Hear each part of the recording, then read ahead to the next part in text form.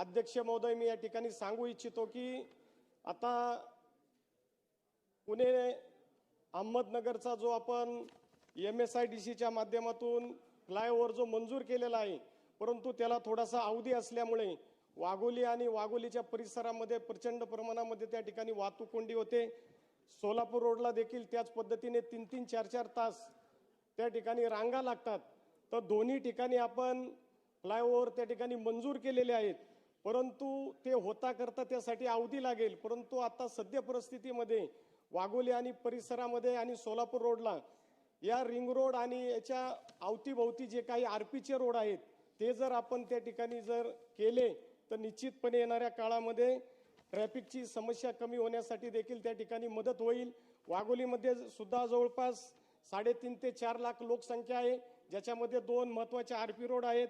एक नदीकाठचा खराडी, त्याच्यानंतर वाघोली आणि मांजरी याकडे जाणारा एक नदीच्या कडचा एक रोड आहे, तो देखील त्या ठिकाणी विकसित होणं फार गरजेचं आहे। येणाऱ्या काळामध्ये हे जे उपनगर आहे वाघोली, याच्यामध्ये ड्रेनेज, रस्ते, लाईट, पाणी याच्यावरती एक DPR तयार होऊन राज्य शासनाच्या माध्यमातून आणि PMCच्या माध्यमातून त्याच्यावरती देखील त्या ठिकाणी तरतूद होणं फार गरजेचं आहे। मी अशी या ठिकाणी आपल्याला राज्य शासनाच्या माध्यमातून विनंती करतो।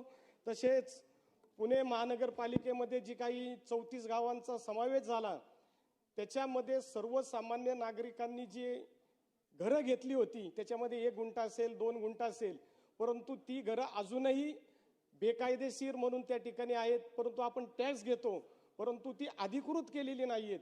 तर माझी राज्य शासनाला या ठिकाणी विनंती आहे की 34 गावामध्ये महानगरपालिकेमध्ये ज्या गावांचा समावेश झालेला आहे, ती जी बांधकामं आहेत अधिकृत बेकायदेशीर म्हणून, ती बांधकामं गोरगरीब त्या ठिकाणी नागरिकांना त्यांची स्वतःची घरं मिळावी, ती अधिकृत करावी, अशी मी या ठिकाणी राज्य शासनाला विनंती करतो। थांबतो। धन्यवाद।